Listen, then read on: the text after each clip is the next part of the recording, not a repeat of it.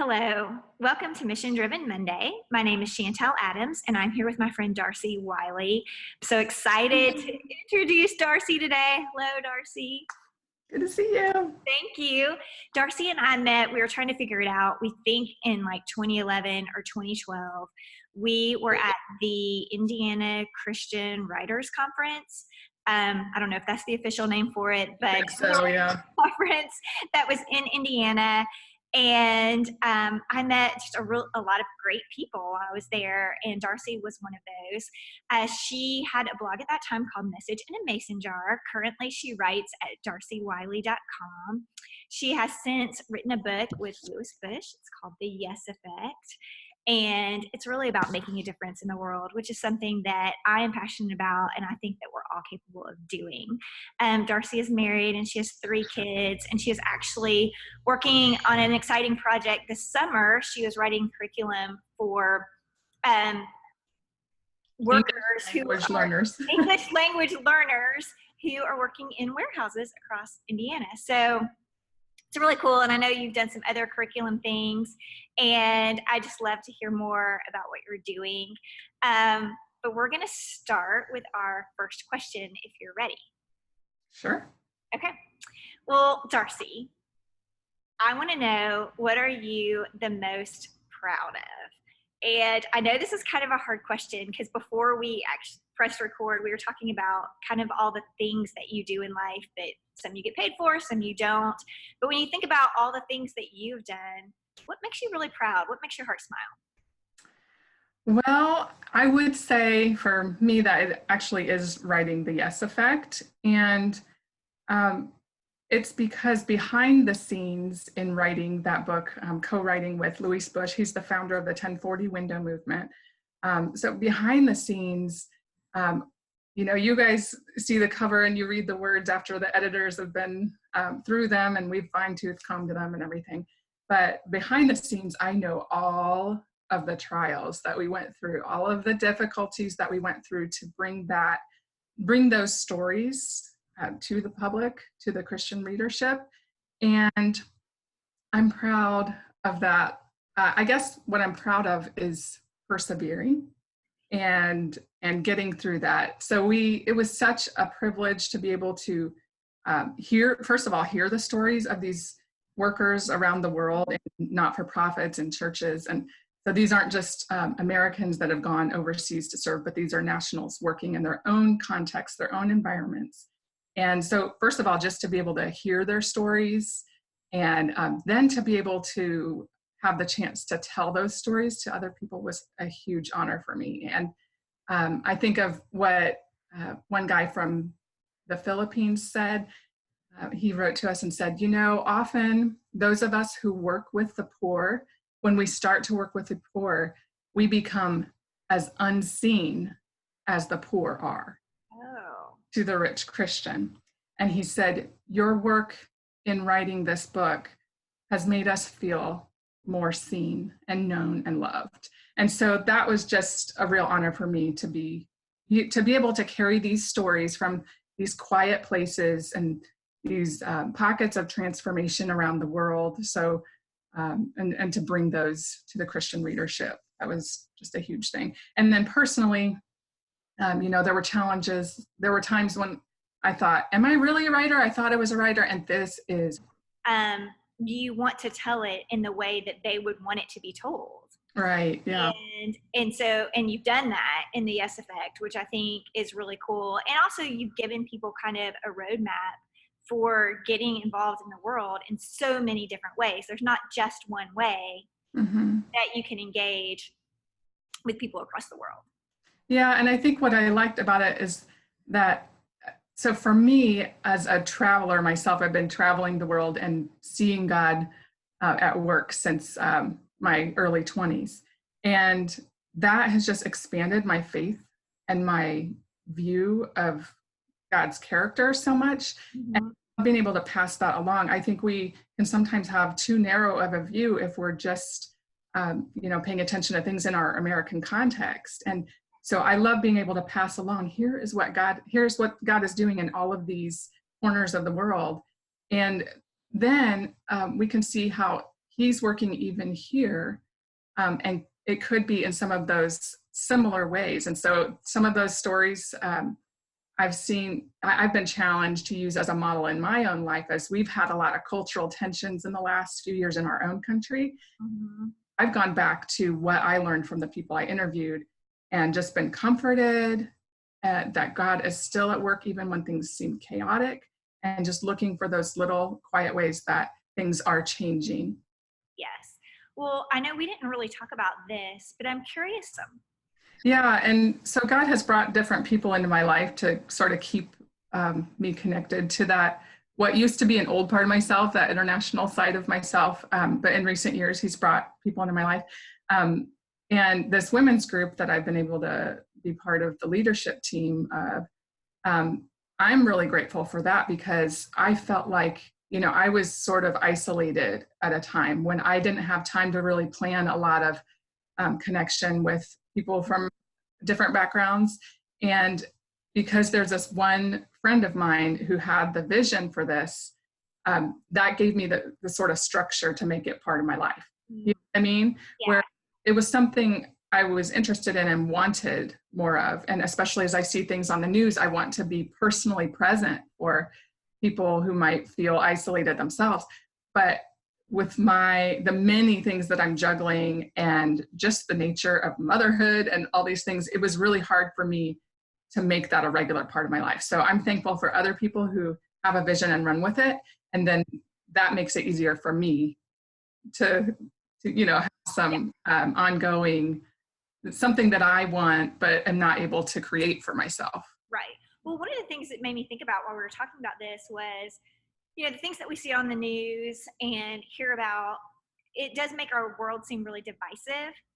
Mm-hmm. And on the one hand it is, but on the other hand, I feel like there are so many people like you who are like, okay, then I've got to be intentional about this, and mm-hmm. I'm going to make a difference. And I feel like I am meeting more and more people who are saying, like, this is not okay. I'm doing something about it.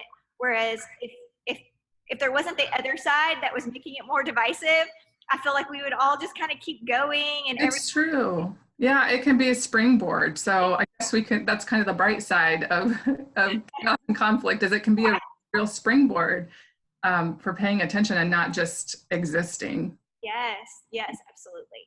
So when you think about what you're learning right now, and I guess we've sort of touched on that, but tell me what you are really learning and thinking about in this season that you're in. Well, I feel like, the curriculum that I've been writing, even though the end purpose of it is something I love, like benefiting these international workers with more language skills, and it has a lot of cultural and life skills in it too, to help them just feel more at home in their new home.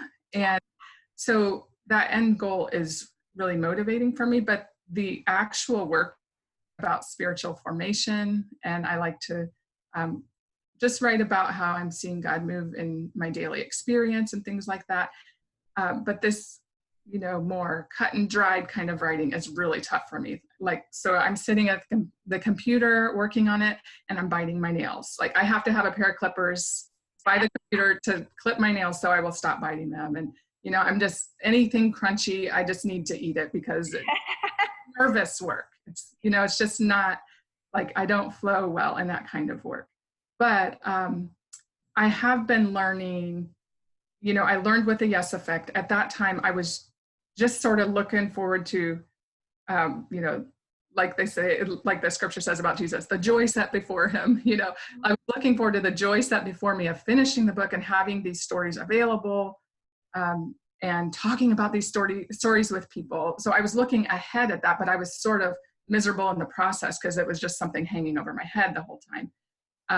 So I feel like I've been learning that it's not just about getting through something, and that I've been learning how to be more present and experience God's presence more in the midst of hard work, instead of feeling like I have to wait till things are done to feel good. That makes sense at all? I mean, I know that's kind of a long explanation, but basically, it was like I was saying, once I'm done with this, I can be present with my people, my family. once I'm done with this, I can feel joyful. Once I'm done with this, I can relax. So Mm. I feel like that's what I was feeling like with the Yes Effect. But in the last year or so, as I've been working on this curriculum, and it has taken a lot longer than I thought because I'm doing it from the ground up all the way to the graphics. You know, I'm doing content all the way through to the graphics and finishing. And so I've been learning to notice when I need a different perspective, notice when I need a break, when I need to tell somebody I'm not doing okay. Like I'm way up in my head and beating myself up for how long this is taking me and things like that. So I felt like I had to keep working, keep working, keep working. But I just went out and I looked up, and the moon, and I think it was Jupiter at the time, and the clouds were doing this really, really beautiful thing with all these colors. It wasn't just, you know, the black and white, it's all these colors. And then as I continued to walk and just enjoy the sounds of people out in the town and all that, and it was getting dark. And by the time I rounded a corner to come, you know, sort of back up to my part of our town, I heard something moving, and I looked up. I looked on the ground, and there was this huge owl with these, I mean, this wide wingspan, and it just flapped its feathers and rose like almost like an elevator up to this branch, and then it just sat and looked at me for it was probably 3 minutes, but it felt longer. You know? And then we just looked at each other for a little bit, and then it flew down. I watched it for a little bit, and it flew away. Just, you know, and then seeing some other things like this little like on a piece of spider web, and just like there, just being present in my environment and noticing these little beautiful things. They seem small, but it was just so soothing to me and so therapeutic, just this little walk. And it didn't have to mean anything, but the owl to me means the core of, or the beginnings of who I am as a writer, because in high school I was the editor of our paper that was called The Owl. Oh.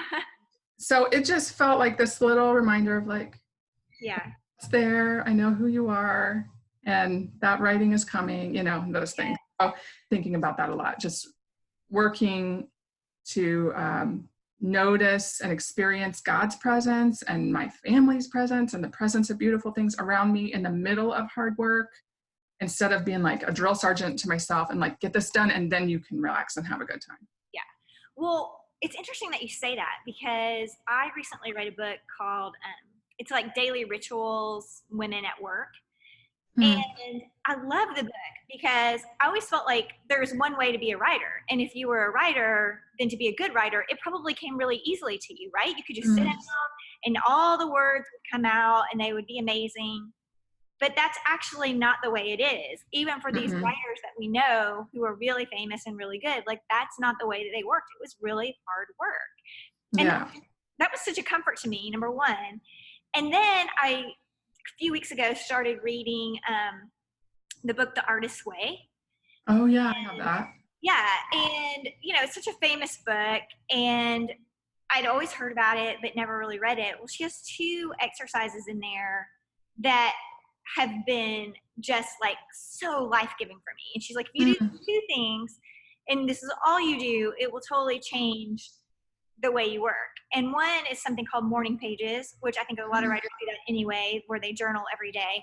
But she's like, it's a brain dump where you do these morning pages, you write 3 longhand pages every single morning, and you just dump it all out. And I used to kind of stress about what I was journaling. Like, somebody's going to read this one day, and, you know, like the words need to be right, and they don't. Like, she's like, you write this like nobody's going to read it. I don't even want you to reread it, she says. All out. And it's amazing how like much it's cleared my mind. Yeah. And then the other thing that she says to do is to go on an artist date every week, which is basically what you did when you went on that walk.